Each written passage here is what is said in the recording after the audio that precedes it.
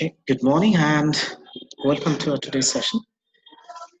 And first of all, I'd like to thank you that you have joined in this session. So this is going to be the continuation of Aristotle's, his philosophy and his theories, especially the main concepts of Aristotle's philosophy that we were discussing. Now today we'll move on to rest of the discussion. So let me read it from this slide, as you can see it on the screen.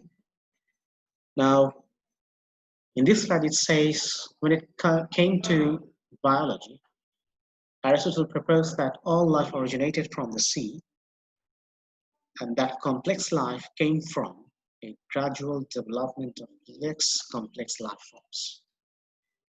So it's very interesting that all life originated from the sea, and that complex life came from a gradual development of less complex life forms. With the first part of this statement, what's your opinion? All life originated from the sea. What do you think? What is your opinion about it?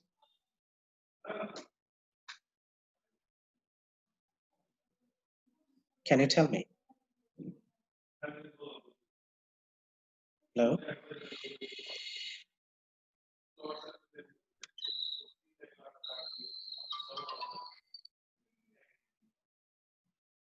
let me check the participants list.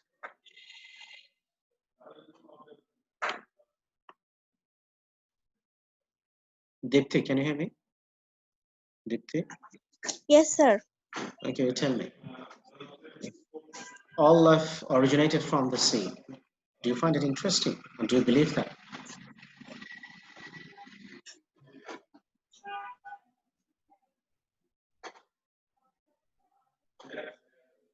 Dipti, can you see the screen?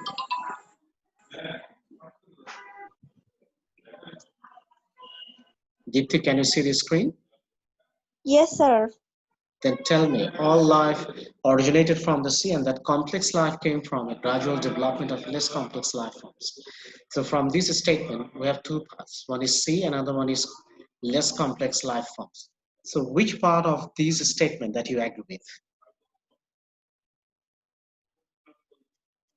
Which part of the statement that you agree with? Which one sounds logical? Can you read it? Can you read it, Dipti? Yes, sir. Read it, please. Yes, sir. Read it. All life originated from the sea, and that complex life came from a gradual development of less complex life forms. Okay, now you tell me. What do you think?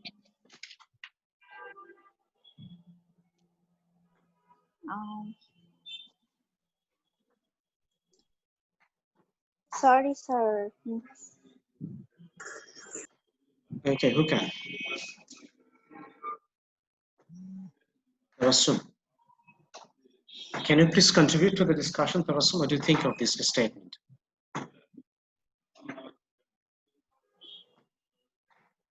Tabassum, can you hear me? Yes, sir. Tabassum, Masum, I'm not talking to you. Tabassum, just see if Tabassum can listen to me. Tabassum, can you hear me?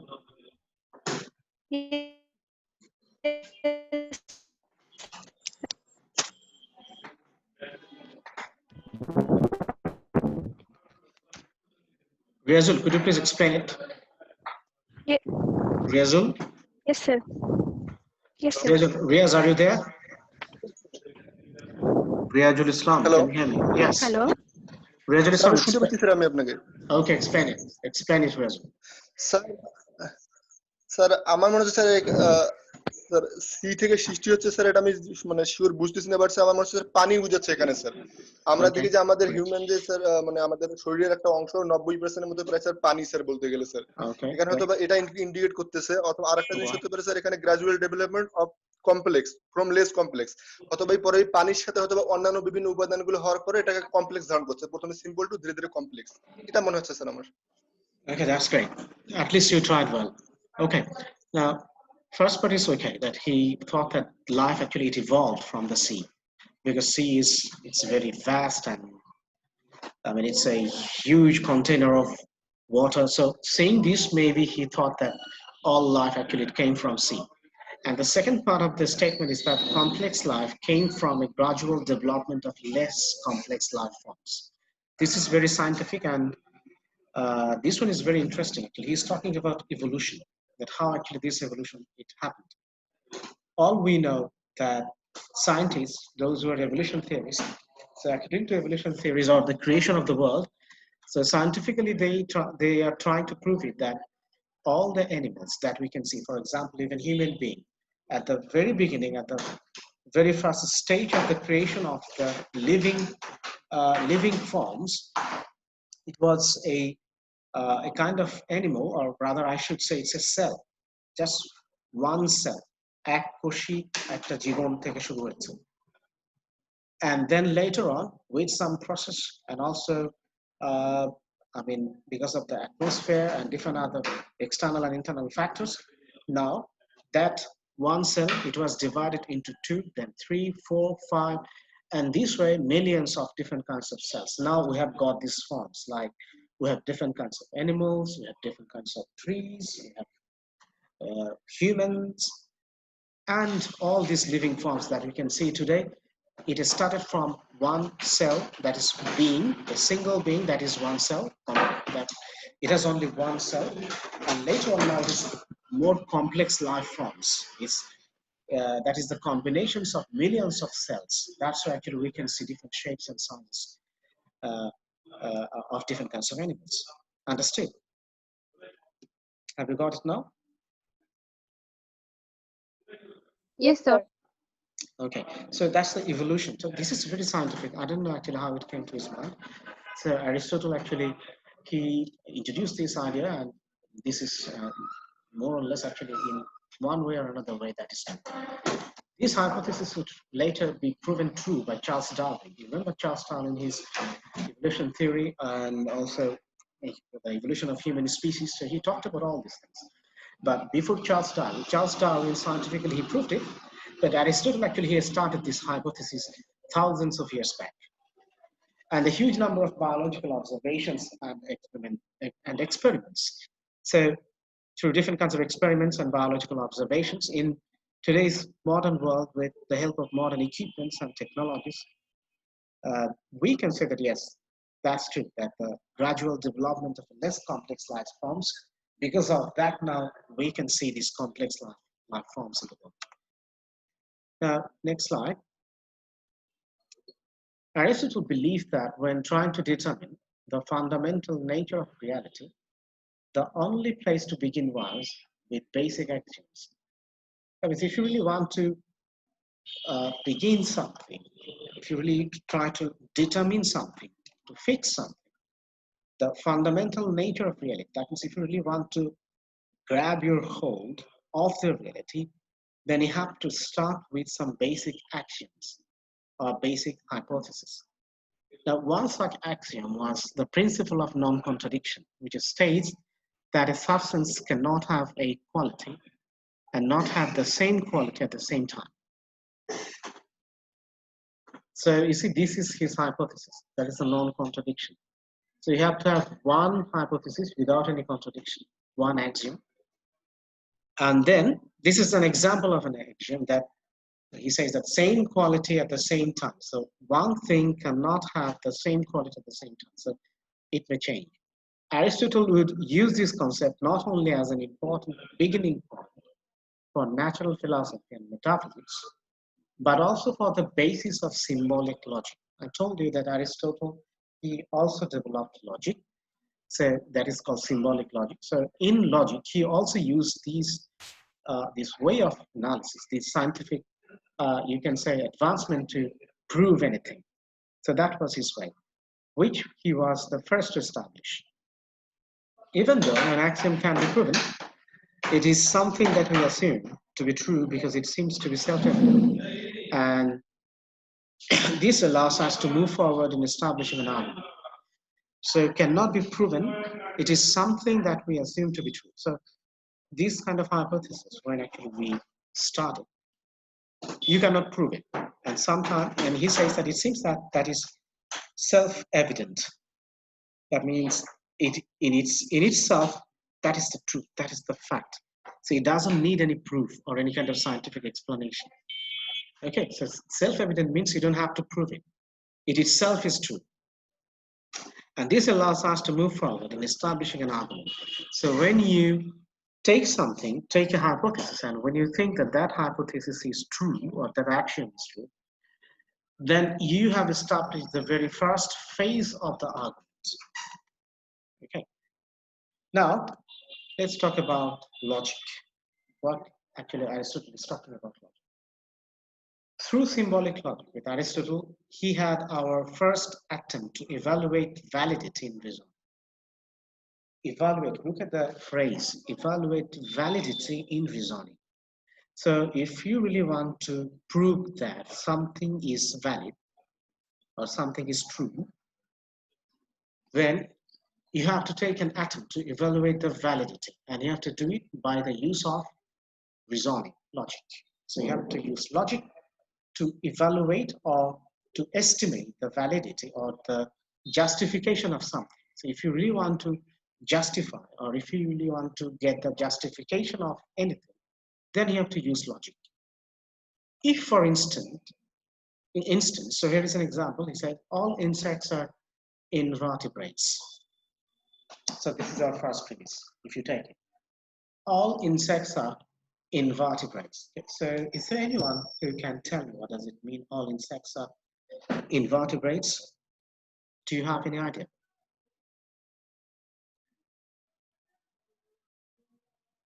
Anyone? মেরুদণ্ডহীন, sir. Exactly. So that means you don't have the backbone.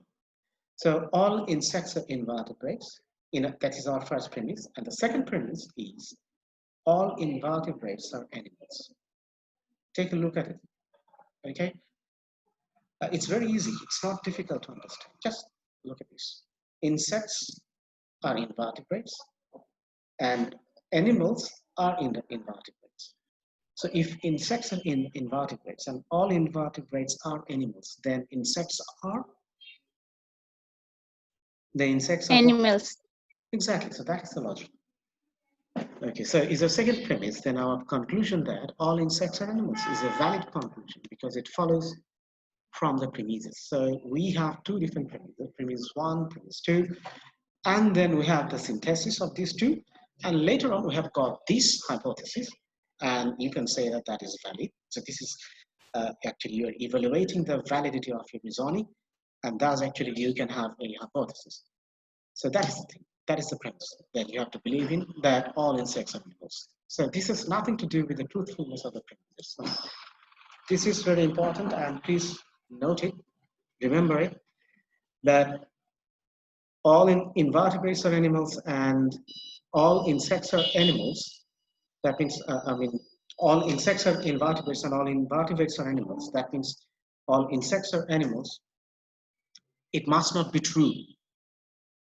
Logically, that is okay. But scientifically, it hasn't been proven. So until and unless, if it is not proven scientifically, then you cannot say that that is true. So when you go for the hypothesis in this way, using logic, it must not be that, it must not be true. You cannot say that, okay, this is the truth. You cannot say that, okay? That is simply the logic. Now, if we substitute the first premise, for example, instead of insects, as we have said that from the last slide, that all insects are invertebrates. So instead of insects, now we have put birds. All birds are invertebrates. And the conclusion, all birds are animals. The logic is still valid, regardless of the fact that the first premise is false. Still, the logic is valid. But when you prove it scientifically, then you can see that the first part actually is not true. You tell me, if invertebrates, if it means in Bengali, Merudondohin, that means those who do not have, we call them that vertebrate. For example, human beings, Homo sapiens, We are vertebrates. That means we have a backbone. And we have this whole structure, this bony structure. Hello? Do you understand what I'm saying? Yes, sir. All right, now, as a logic, it's okay. Now you tell me, in reality, are birds invertebrates? Are birds invertebrates? No, sir. What are they? Do they have backbones?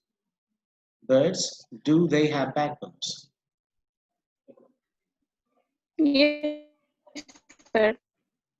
So logically, Yes, it's they have. okay, that's great. So logically, it's okay. All birds are invertebrates, and the conclusion, all birds are animals. It's okay. But when you want to prove it, then the first premise, all birds are invertebrates, that is false. So in this case, we still get a true conclusion, even though we have a false premise. And in this way, Aristotle had proven that reasoning is separate from truthfulness of the premises being considered. This is, I mean, this point actually you have to notice. Otherwise, the logic itself, it may sound very illogical, but actually it's not like that. Just try to get it. That even if we can see that the all birds are invertebrates, in that case, that the first premise is false, but still logic is not false. Logic is okay. Logic is true. Okay? So that's why Aristotle said that he had proven that reasoning is separate from truthfulness. So it's not that all the time you will put the reason or you will give the reason, it doesn't mean that that's the truth. Do you get my point, what I'm saying, dear students? Is that clear to you?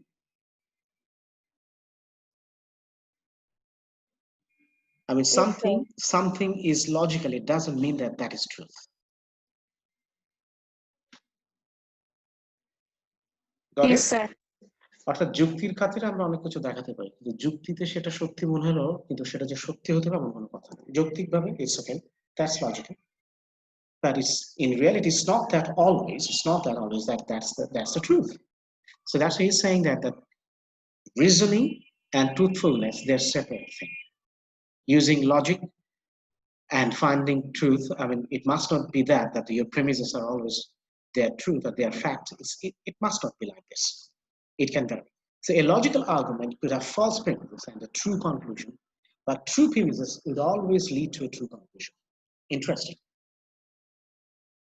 So a logical argument could have false premises. So all birds are invertebrates, and then all invertebrates are animals, then all birds are animals. Do you get my point? Do you get my point, dear students? What I'm saying? Okay, someone, could you please repeat after me? All right, now, I would like you to write it down. Do you have pen and papers? Dear students, do you have pen and papers?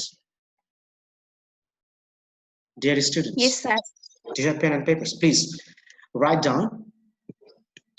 Listen to me. I'm giving you the dictation. Write it down. All birds are invertebrates.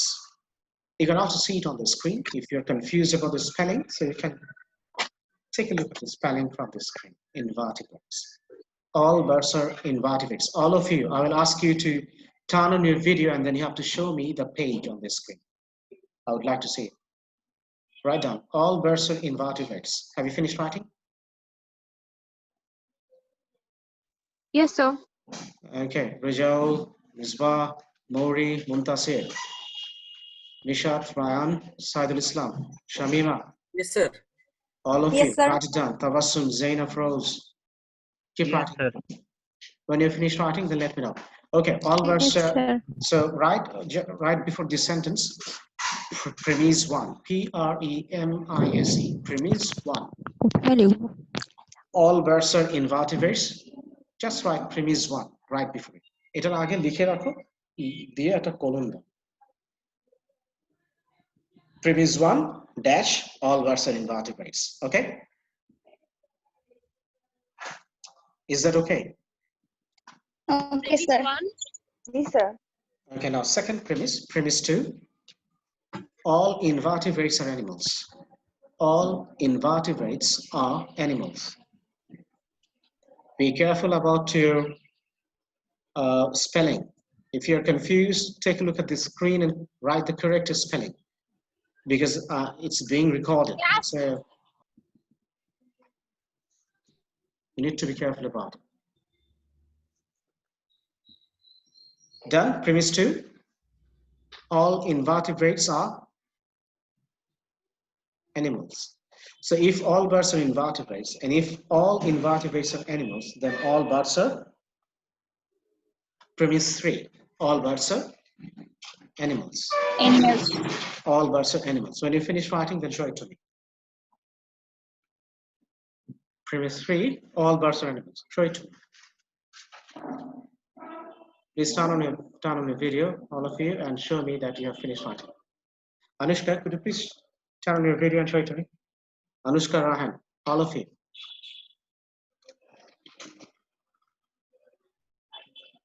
Riazul, have you finished writing? Please show it to me. Let me see it. I cannot see it, Riazul. Hold it properly in the right angle. Right in front. Okay, good. Okay, great. Thank you, Riazul. Janab, could you please turn on your video? Just show me your writing. Saidul Islam, show me your writing. Show me your writing, Saidul Islam. Let me see. Saidul, I cannot see it. Hold it in front of your camera. Hold it in front of your camera. On করছি তো sir. I cannot see it. Nobody can see it. Just ask them. Dipti, Janet, could you please show me the writing? Yeah, show it to me. Steady, hold it steady. Steadily, okay. Okay, Janet, thank you. Mori, Bushra, Anushka, Gino, Nizwal Kovir, Muntasir, Nisha, Nishi. Sir দেখা যাচ্ছে কি? No, I cannot see it. You have to hold it in front of your in front of your camera. Are you using a cell phone or a laptop? Is it a cell phone or a laptop? Sir cell phone. Then hold the cell phone. I mean the front camera. Hold it properly, just on your answer script, on your notebook. Yes. Steady. Hold it tight. Where is your third premise, Anushka? Yes, sir. Write the third premise. All animals are invertebrates. All animals are invertebrates. That is the third premise. Have you finished writing? Yes, sir. Okay, Nishi, Nishad, Jinad. Nishad, show it to me. Sir আমি data use করতেছি তো video on করলে disturb হচ্ছে। Tabassum, Rahan, show me your writing. Rahan, did you write it? Rahan, did you write it? Yes, sir. Show it to me. Camera, sir. Yes, front camera or back camera, rear camera, so you can on it in that way. Yeah, that is front camera. I can see your face. Now it's okay. Okay, Rahan, okay, thank you. Okay. So let me see it. Okay, all birds are invertebrate, all invertebrates are animals, so all birds are animals. Okay. All right, great, that's great. Now let's come to the point. Thank you, Muntasir. Thank you. Now here you see what I want to tell you, that you can see the first premise, all birds are invertebrates. We know birds are vertebrates, they are not invertebrates. And that is false, right? First premise is false. পাখিরা মেরুদণ্ডহীন, premise 1, তার বাংলা হচ্ছে এটা। এটা কি সত্যি না মিথ্যা? মিথ্যা। So write false. Right after it, write false. First premise, false. পাশে ব্র্যাকেটে লিখে রাখো, false. What is the second premise? All invertebrates are animals. Is it true or false?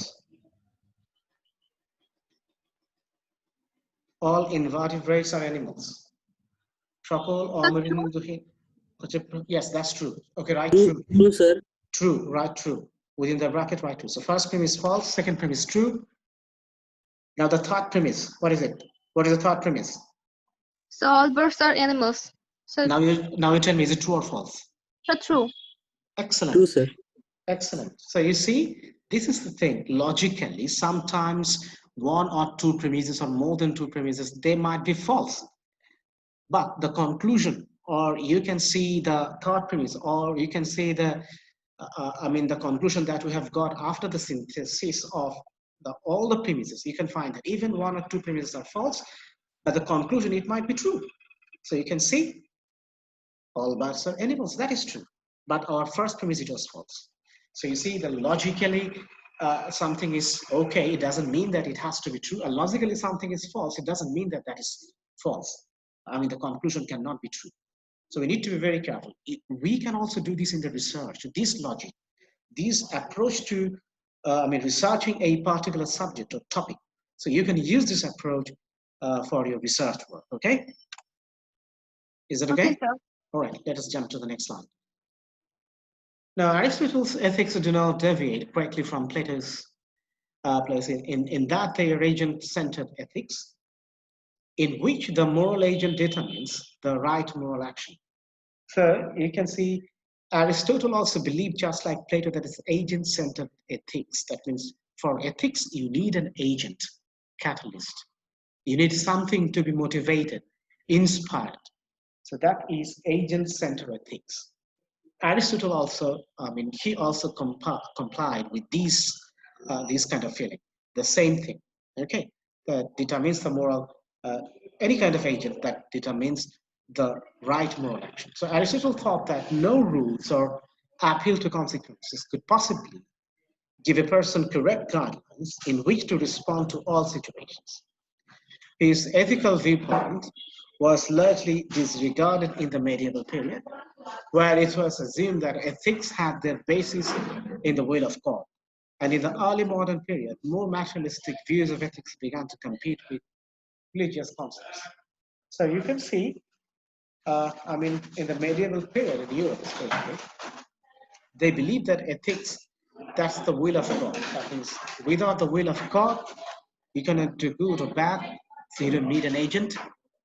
But Aristotle and his teacher, his mentor Plato, they believed that they need an agent. But later on, with the development of philosophy and science, and also you can see it in the early modern period, this very view of the religion about ethics, it was challenged. And more materialistic view of ethics, actually, it began to come to the scene, and it started competing with the religious concepts of ethics. Then after debates in the 19th and 20th centuries could resolve the conflict between Immanuel Kant's deontological ethics and John Stuart Mill's utilitarian viewpoint. Many philosophers began to go back to Aristotle's virtue ethics as a good alternative. So for some people, you see the Immanuel Kant's actually say deontological ethics, that is a very difficult thing to understand, and also John Stuart Mill's utilitarian viewpoint. I hope you understand what is utilitarian or utility form that actually have got this word. So these two philosophers, their view of this ethics, it was very difficult, and people, they found it very difficult to grab the meaning of this. So they went back to Aristotle's explanation of virtue and ethics, and they found it as a good alternative to Immanuel Kant's and John Stuart Mill's.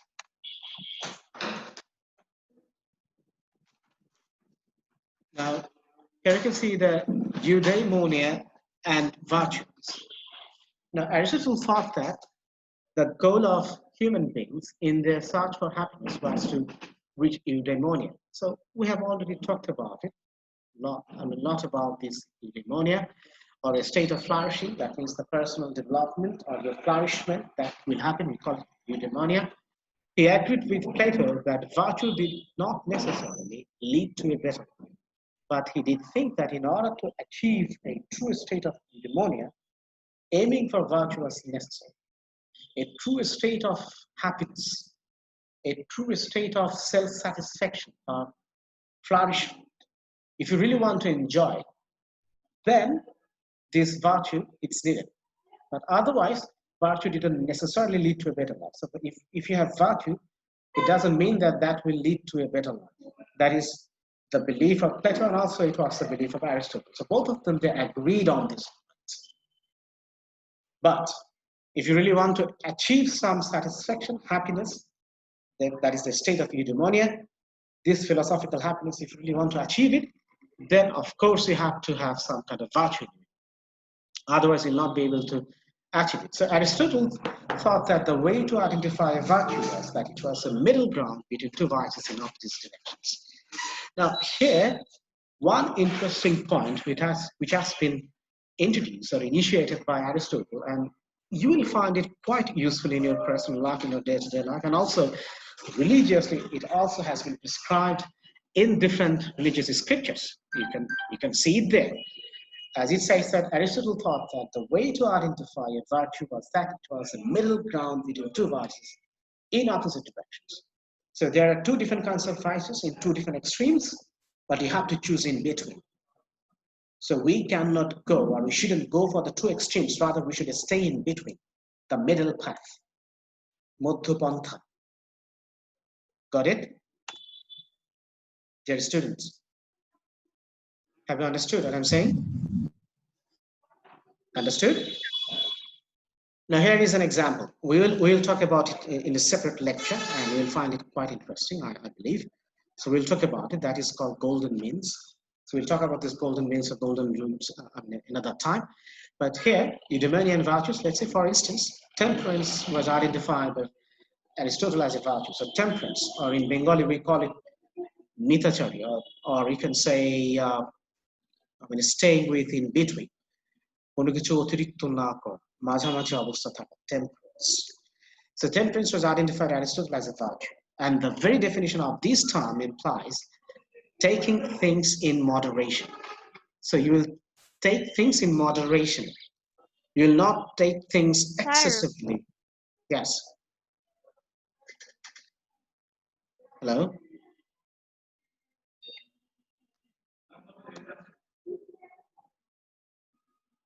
Masum, can you hear me?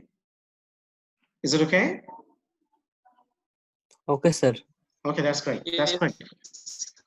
Okay, so it implies that taking things in moderation. আমরা মাঝামাঝি ভাবে নিব, অতিরিক্ত কোনো কিছু করব না।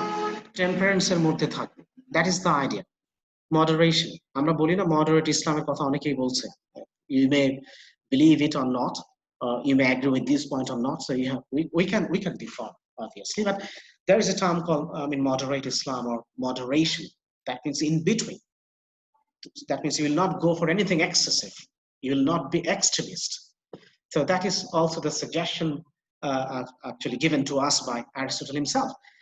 While virtue ethics has come back in vogue, it is under contention what exactly key virtues are. So you see that virtue or ethics, we're talking about it, and it has come into practice. In vogue means now it is in practice. People talk about it. People practice it. Excuse me.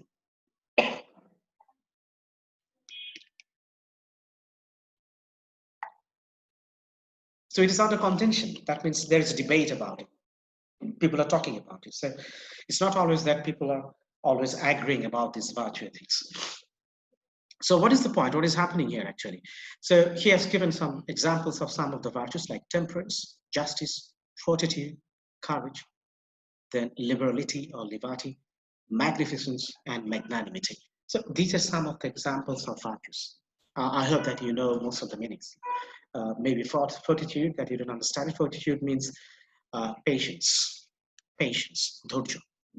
So some philosophers might simply replace a term that they find too vague, such as justice, with a term that find more specific like fairness. So we understand fairness, but when we talk about justice, we don't understand it. We understand justice, but it's a concept. It's very much conceptual, because there is no solid evidence of what is justice. We can understand the concept, but we cannot give you any example from the materialistic perspective. So that is very difficult to prove, but we can understand justice. So it is based on concept. Some people, they find it very vague, very oblique, or you can say inexplicit. So others might insist on replacing certain virtues with entirely different ones. So we can say that we can use fairness for justice, we can use valor for courage, we can use patience, for fortitude. So we can replace it, but whatever it is, I mean, this eudaimonia, or you can see the golden means staying in between, it remains the same. Okay, you can just change the name, but the result will be the same. All right, do we have time? I don't think we don't have enough time. So I think even if we are left with something, so we can talk about it in our next lecture. Will that be okay with you, dear students? Is it okay? Or would you like me to continue?